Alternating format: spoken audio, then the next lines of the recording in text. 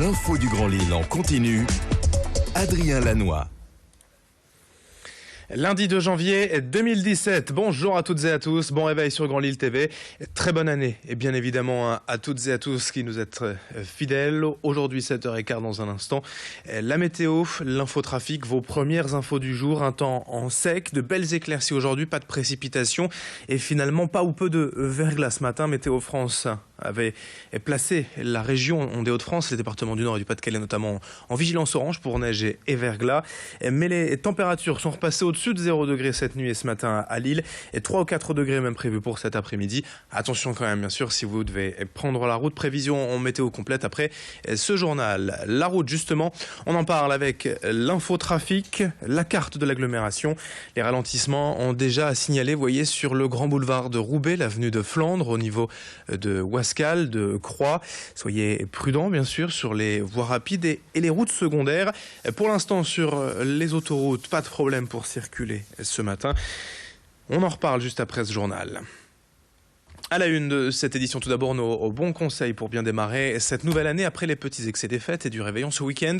Le Vélodrome couvert de Roubaix propose ce soir une soirée détox avec toutes sortes d'animations pour oublier les kilos en trop. Les plus sportifs pourront s'essayer au speedminton, un mélange de squash et le tennis proposé par l'association Handicolor qui cherche à sensibiliser au handicap physique. Et si vous préférez bouger en musique, un coach vous fera travailler avec le body attack ou le body jam. Et ce n'est pas tout. Fiona Dutrio, 11 fois championne de France de cyclisme sur piste, sera aussi présente. Elle est aujourd'hui diététicienne et proposera ses recettes de jus de fruits détox. Une soirée entièrement gratuite ce soir au stade de Roubaix dès 16h. Présentation au micro de Clotilde Leguévac. On va présenter deux activités dans le cadre de l'événement Stade Détox, qui est le Body Attack, qui est un entraînement sportif, aérobique, un entraînement de force. On va dire c'est un petit peu la passerelle entre le fitness et le sport. Et la deuxième activité, ça s'appelle le Body Jam. Le Body Jam, c'est un entraînement cardio dansé, qui a cette particularité de bouger, de s'amuser, tout en brûlant des calories. Ça nous semblait intéressant, cohérent, de proposer vraiment le Body Attack en termes vraiment d'entraînement à, on va dire, à une bonne intensité et quelque chose d'un peu plus ludique qui est le Body Jam. Pour vraiment essayer de toucher un maximum de monde et intéresser un maximum de venir participer à cet événement. Autre image dans ce journal, à l'occasion du passage en 2017, depuis hier ce 1er janvier, seuls les paquets de cigarettes neutres peuvent désormais être vendus chez les buralistes. Depuis plusieurs semaines déjà, les clients ont pu s'habituer à ces emballages dépourvus de marketing. Les buralistes également pour prendre leur marque, gérer l'approvisionnement et donc le rangement forcément un peu plus complexe sur leurs étals, sans différencier les paquets au premier coup d'œil. Alors pour l'instant, impossible de tirer tout de même un premier bilan de cette réforme, on appelle quelques semaines. Les ventes n'ont apparemment pas vraiment diminué. Les clients n'étant pour l'instant pas réticents à acheter ces paquets. Les buralistes frontaliers souhaiteraient tout de même l'harmonisation de la loi au niveau européen. Explication au micro d'Idil Gunay. Je n'ai pas de baisse de chiffre d'affaires de tabac.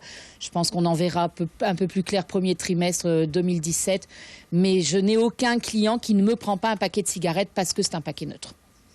Voilà. Parfois, ils en prennent un de moins.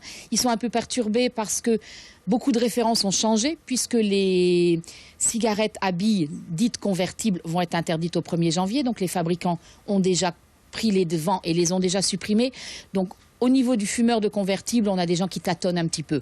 Au niveau du fumeur d'une cigarette de marque XY, que le paquet soit kaki, rouge, jaune, vert, ça ne change pas grand-chose. 7h19 en direct sur Grand Lille TV dans cette édition aussi en cette année électorale importante en France. On vous présente un site internet régional et qui donne la parole aux habitants. Axculture.com existe depuis 3 ans déjà à l'initiative de l'association du même nom créée à Lille en 2008. Sa vocation est d'alimenter le débat public sur des sujets divers tels que l'aménagement, l'urbanisme, la culture, l'économie locale. Le site publie des études, des concours d'idées, des sondages. Chacun peut donner son avis et partager ses projets.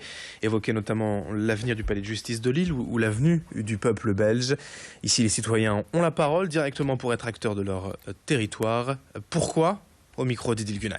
Aujourd'hui, beaucoup d'habitants ont l'impression d'être spectateurs de la démocratie, c'est-à-dire d'être appelés à la démocratie uniquement pour mettre un bulletin de vote dans l'isoloir, alors que beaucoup d'entre eux souhaitent être acteurs, c'est-à-dire proposer, donner leur avis. La démocratie, c'est beaucoup plus que le vote.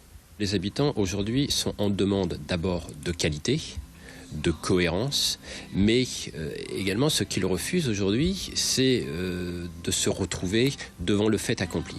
C'est-à-dire que ce que les habitants refusent, c'est d'avoir un élu qui vient leur dire, voilà, c'est comme ceci que ça va se passer, ou c'est comme ça que ça ne va pas se passer. Et puis pour terminer ce journal, les bonnes résolutions de l'année, tradition oblige en ce 2 janvier. Clotilde Leguébac est allée à la rencontre des Lillois hier sur la Grand Place pour savoir quelle serait leur bonne volonté de 2017. Ça y est, l'année 2017 a commencé et qui dit nouvelle année dit souvent bonne résolution. L'année dernière, vous étiez 43% à souhaiter plus de moments de détente, des moments de détente en famille souvent. Et il y a bien sûr les grands classiques, faire un régime ou encore faire du sport. Mais souvent, les bonnes résolutions, eh bien, on ne les tient pas. Et vous, quelle résolution vous n'avez jamais tenue ? On dit qu'on va être plus patient avec son entourage.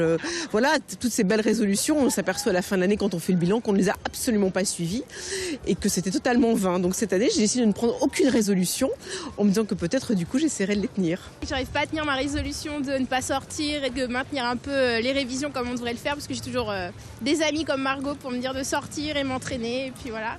Mauvaise influence, c'est ça qui empêche les bonnes résolutions ? Non. C'est ça. Chaque année, je me dis que je vais mieux manger cette année. Commencer à me cuisiner des petits plats. Et chaque année, je continue de manger des cochonneries. Donc cette année, c'est ça que je vais... comme chaque année, je vais dire que je vais faire mieux, mais ce ne sera pas le cas. C'est quoi ta bonne résolution ? Ne pas prendre des mots dans le cahier. T'as déjà eu des mots dans ton cahier ? Oui, 6 à peu près. Pourquoi ? Parce que premièrement, je me rappelle plus. Après, sinon, mon 5e, c'était parce que j'ai tapé quelqu'un de ma classe et j'ai cassé un serre-tête, mon 6e. Comment tu vas faire pour être plus sage cette année ? Oh, je sais pas, je réfléchis. Je te souhaite plein de bonheur. C'est moi qui te souhaite plein de bonheur. Je te souhaite plein d'amour. Allez, fin de cette édition, 7h22 en direct. Vos prévisions météo et l'infotrafic à suivre dans une poignée de secondes.